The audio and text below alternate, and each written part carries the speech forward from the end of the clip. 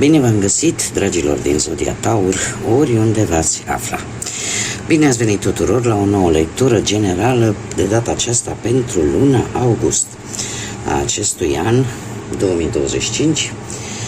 Așa că toți cei care aveți Soarele, Luna, Venus, Ascendentul în această Zodia Taurului, această lectură este de asemenea și pentru voi.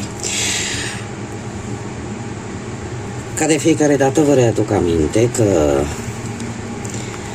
deciziile, alegerile pe care voi le veți face vă construiesc propriul viitor. Așa că vă rog din suflet să luați decât acele mesaje care rezonează cu voi, iar restul lăsați-le să zboare în univers, pentru că sigur alte energii, într-o mai mică sau mai mare măsură, au o legătură cu această zodie a Taurului. Și începem, desigur, cu acest oracol al frunzelor de ceai.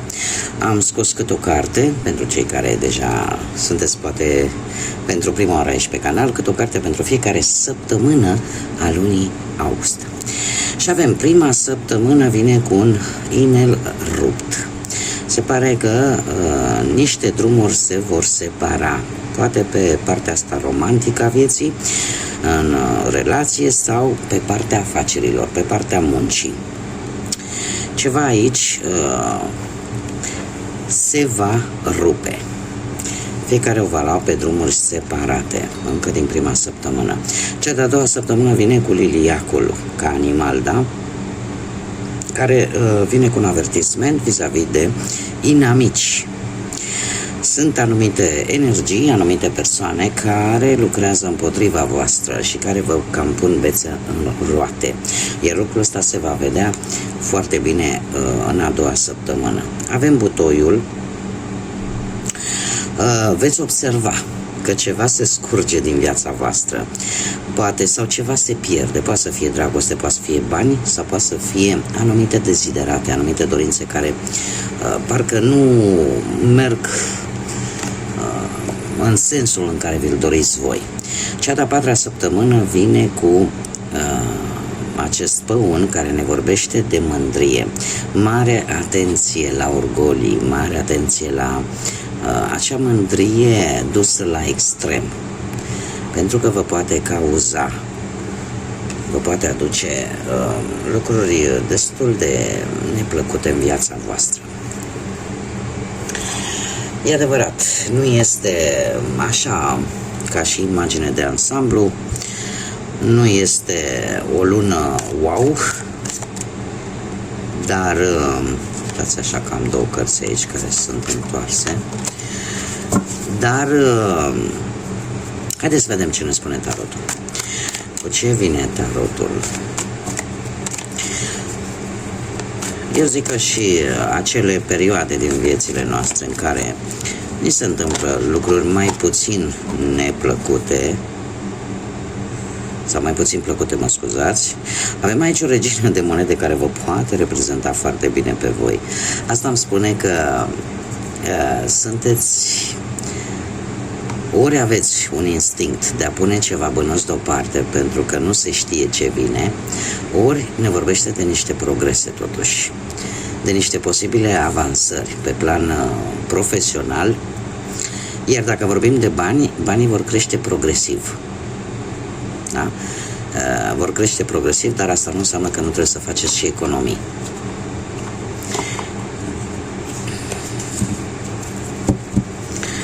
Haideți să vedem ce ne spune tarotul, ce vine pentru dragii mei din Taur în următoarea perioadă a lunii august, sau chiar și pentru cei care aveți o legătură importantă cu această zodie a Taurului.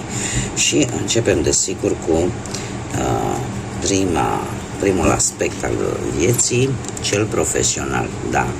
Se pare că o schimbare, dragilor, schimbare foarte importantă la nivel profesional, la nivelul muncii, o schimbare care era așteptată să vină, care va încheia o etapă din viața voastră profesională, o va încheia într-un mod, aș zice eu, destul de benefic pentru voi.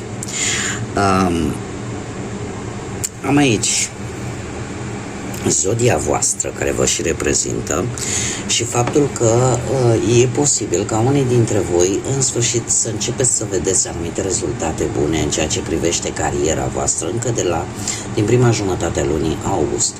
Posibil să faceți o călătorie poate în străinătate pentru muncă sau să reușiți să închideți o etapă care are ceva de văzut cu munca și asta în urma unei schimbări peste care mulți dintre voi tocmai ați trecut. O schimbare bruscă. Cumva roata se întoarce. Roata destinului în anumite situații vine cu lucruri bune și asta se vede în funcție de cărțile care urmează după apariția acestei cărți sau poate să vină și cu lucruri mai puțin bune, că de-aia roata se întoarce, se învârte, dar nu rămâne fixă. La voi aș zice că acest lucru va fi benefic pentru voi pe planul carierei profesionale, pentru că avem și marele preot aici care îmi vorbește de negocieri care depind în mare parte și de alte persoane sau de alți factori importanți pentru voi. Dar vor fi niște negocieri care, cum să spun eu, vor fi corecte. Vor fi corecte sau voi veți reuși să găsiți cea mai bună soluție într-o anumită situație legată de muncă. Așa că eu aș zice că sunt lucruri destul de bune. Haideți să vedem cu banii. Cu banii ați traversat de curând o situație legată de bani care v-a cam deschis ochii. V-a cam deschis ochii și v-a făcut să vedeți lucrurile un pic diferit în ceea ce privește partea asta financiară a lucrurilor. Apare într-adevăr și anumite zodii de foc, berbec, leu, săgetător, care poate să aibă sau nu legătură cu bănuții. Cert este că sunteți într-o perioadă încă de la începutul lui august în care vă faceți planuri și stați voi și le gândiți așa și spuneți: domne, nu mi-e frică de niciun fel de provocare, mai ales când e vorba de bani, când e vorba de partea asta financiară. Dacă ați traversat o perioadă destul de grea din punctul ăsta de vedere, se pare că pe voi v-a întărit aceste lipsuri și va fi o perioadă temporară, nu va dura foarte mult. E posibil ca o persoană cunoscută sau mai puțin cunoscută, care să aibă legătură cu zodiile de foc, să vă ajute într-o situație legată de bani. Aici este țimea necesară de a obține lucruri care pot conduce la un câștig de bani. Așa că sunteți pe drumul cel bun. Către sfârșitul lui august avem un 3 de bâte care îmi vorbește de îmbunătățire a lucrurilor, tocmai pentru că încercați să vedeți unde este problema, ce ar trebui, cum ar trebui să acționați, ce ar trebui să faceți. Aveți o imagine de ansamblu asupra situațiilor financiare, în așa fel încât să le puteți rezolva cât mai bine, cât mai optim pentru voi. De asemenea, pot apărea îmbunătățiri, dar în mare parte toate aceste lucruri sunt legate și de viața profesională. E o strânsă legătură între muncă și bani. Deocamdată nu vă pic așa din cer. Haideți să vedem.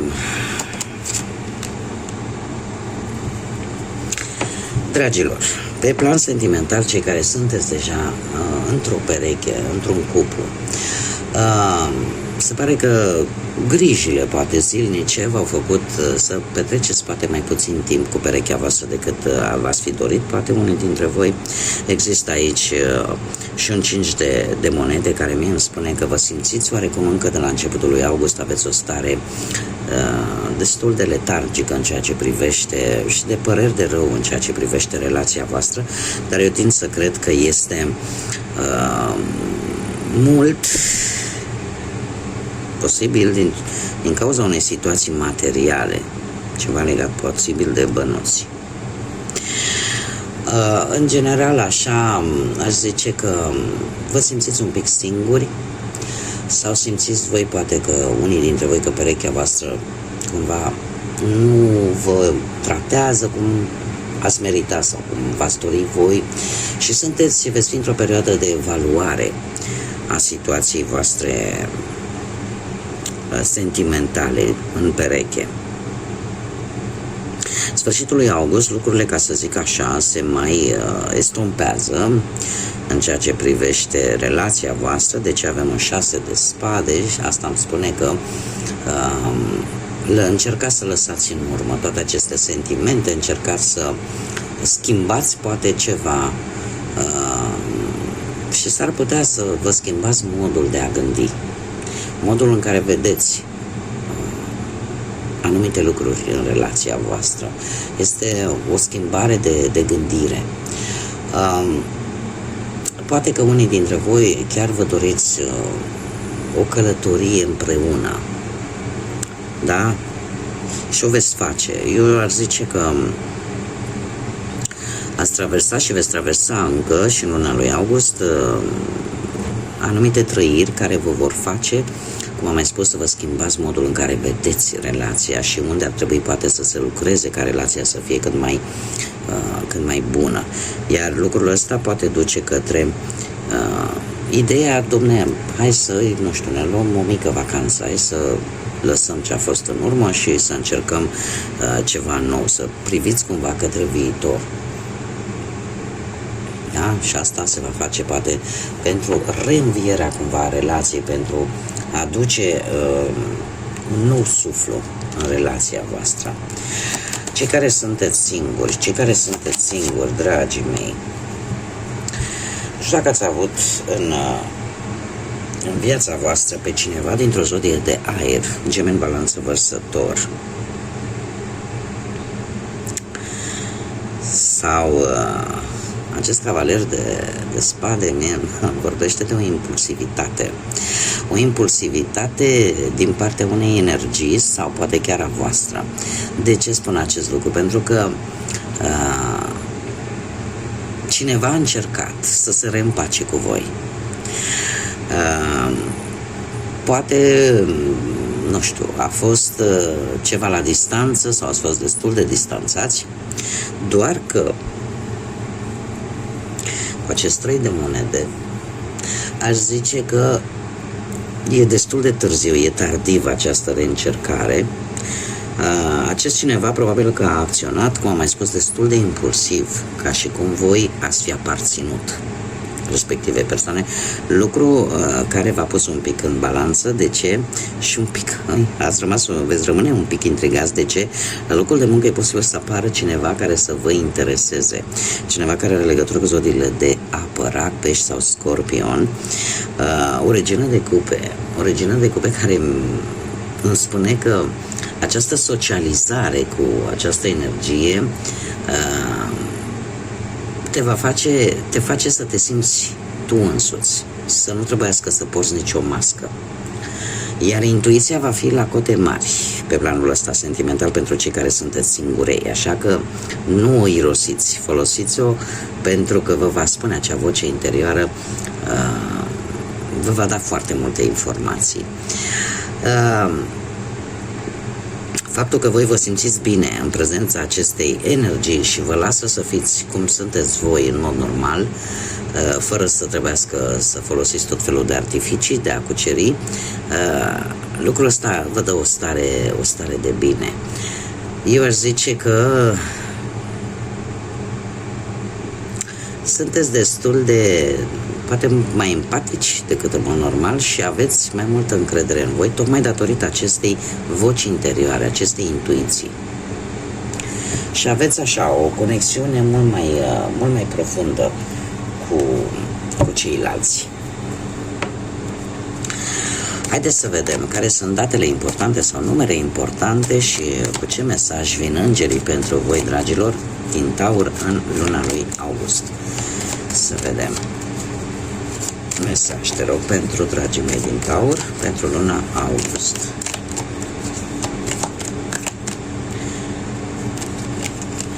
Și avem 25 sau 7, numere importante sau poate chiar data de 7, data de 25. Ce ne spune acest mesaj? Aveți o mare capacitate de a asimila și de a interpreta informația, atât la nivel conștient cum și la nivel subconștient. Curiozitatea voastră este infinită și dorința de a descoperi o nouă varietate de teme, de lucruri îți vor aduce o cunoaștere imensă a lumii. Sunt inteligent, sunt inteligentă. Este probabil un moment, dacă vorbim de data de 7 sau de 25, un moment în care ar trebui să lăsați ca istețimea, inteligența să vă ghideze și să vă ajute să interpretați anumite informații care vor ajunge la voi. Și haideți să mai scoatem încă o carte, să vedem ce date importante vin pentru dragii mei din Taur. Și avem un număr maestru sau data de 22 care ne spune felul următor. Numărul maestru 22 ne vorbește de, cum să spun, de o situație care va avea un impact pe termen lung. Da? Cum de asemenea ne vorbește și de a avea potențial. Se pare că sunteți în posesia unor incredibile puteri creative, iar asta îți va asigura să reușești tot ceea ce tu ți-ai propus. Poate să fie chiar și o dată importantă pe 22, în care va trebui să iei taurul de coarne, cum se spune, da?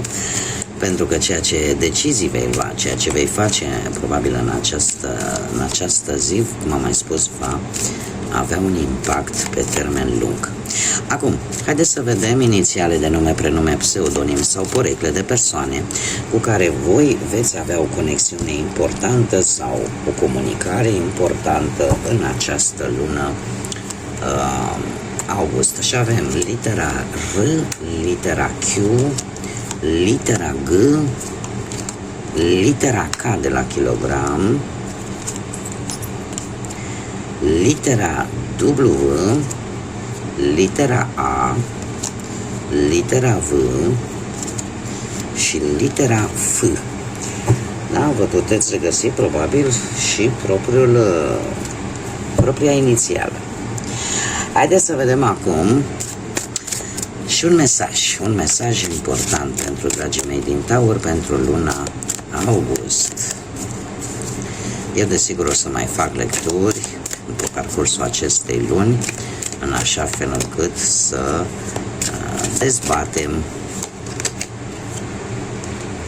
să vedem cum se schimbă energiile, pentru că trebuie să știți că fiecare decizie, fiecare acțiune pe care voi o faceți pe parcursul timpului care trece, schimbă energiile.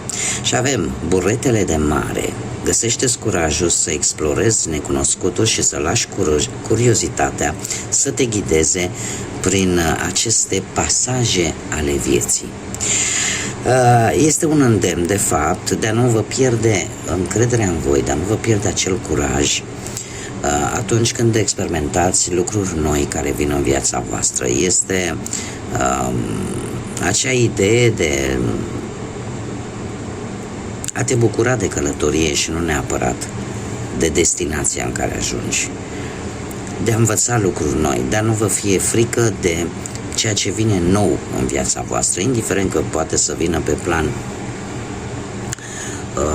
negativ sau pozitiv. Aceste experiențe, ele vin cu un anumit scop. El merg pe premiza întotdeauna și viața mea a demonstrat-o că nimic nu este întâmplător. Haideți să mergem mai departe să vedem ce ne spun zarurile astrologice, ce vine pentru dragii mei din Taur în luna august. Și avem semnul Vărsătorului, avem casa a treia și, desigur, dați așa, îl avem pe Neptun. Acum. Casa a treia. Casa a treia este casa potențialului pe care voi îl aveți încă din naștere. Da, felul în care voi v-ați, cum ați fost voi pe la școală, pe acolo, cât de buni ați fost, cât de bine ați deprins lucrurile sau ce anumite calități încă din faza aceea v-au scos în evidență. Este cumva ceva legat de studiu, cum de asemenea de educație și de, în mare parte, ca și adulți, de drumurile scurte, de călătoriile scurte. Eu aș spune că, fiind guvernată de zodia Gemeni și implicit de Mercur, e vorba foarte mult și de comunicare. Faptul că avem zodia Vărsător, asta mi îmi spune că aveți o viziune foarte futuristă, o viziune pe termen lung, poate în ceea ce privește studiu sau în ceea ce privește anumite drumuri pe care voi le veți face în ceva legat, nu știu, poate de efectuarea unor cursuri, unor studii superioare posibil, pentru că viziunea voastră este una pe termen lung. Și încă un lucru, un aspect important, vărsătorii de obicei sunt supranumiți rebelii zodiacului. De ce? Pentru că sunt foarte revoluționare așa, în mare parte, își valorează foarte mult libertatea și de obicei vin cu noi forme de gândire. Așa că e posibil ca voi, faptul că l-avem totuși pe Neptun aici, aș zice că e un anumit vis pe care voi îl aveți. Și e legat de studiu, e legat poate de ceva ce voi vă doriți. Și poate să țină de tehnologie, de asemenea. Nu știu, poate vă doriți, nu știu, calculator performant sau ceva ultimul răcnet, ca să zic așa, pentru că și despre asta ne poate vorbi zodia Vărsătorului. Este o zodie foarte tehnologică care în general are această curiozitate de a mereu, de a avea ultimul răcnet în materie de tehnologie, da? Sunt puși pe gadgeturile astea noi. Poate că și voi vreți, totuși eu aș zice că aveți un vis legat ori de a studia ceva care pentru voi este important, dar faptul că l-avem pe Neptun aici, care este planeta iluziilor, a viselor și în general ne vorbește de o lume ușor utopică, ușor ireală, eu aș zice că ar fi bine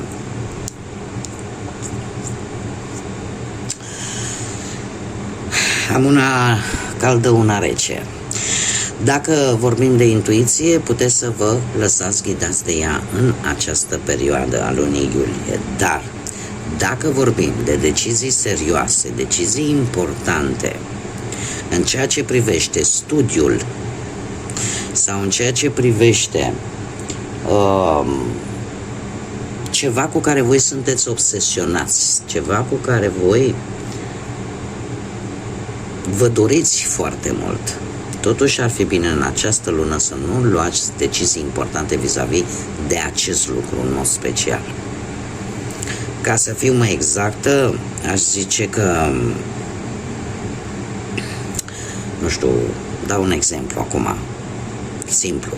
Îmi doresc o mașină, să zicem, ultimul răcnet electrică, nu știu de care costă o grămadă de bani. Nu e momentul cel mai propice să luați decizia de a vă arunca, să vă riscați pentru a obține acest lucru. Cel puțin nu în luna lui august. Asta îmi spun mie zarurile astrologice.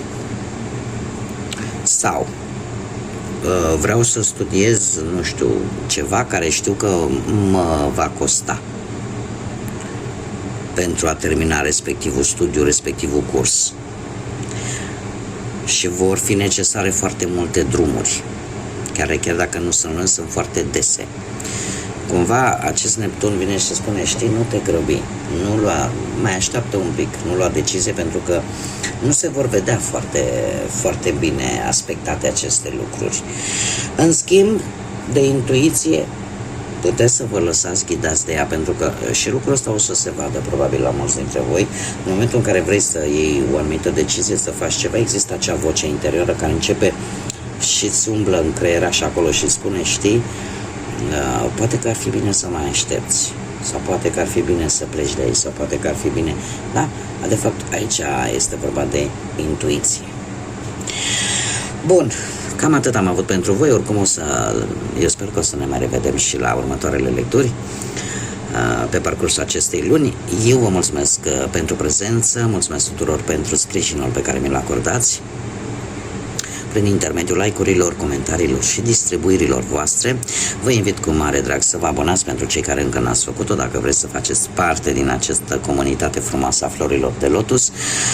Până la o nouă lectură, eu vă doresc tot binele din lume, să aveți un august de poveste, să aveți un august liniștit, înțelept și plin de multă energie pozitivă. Până data viitoare, numai bine și să fiți iubiți, dragilor!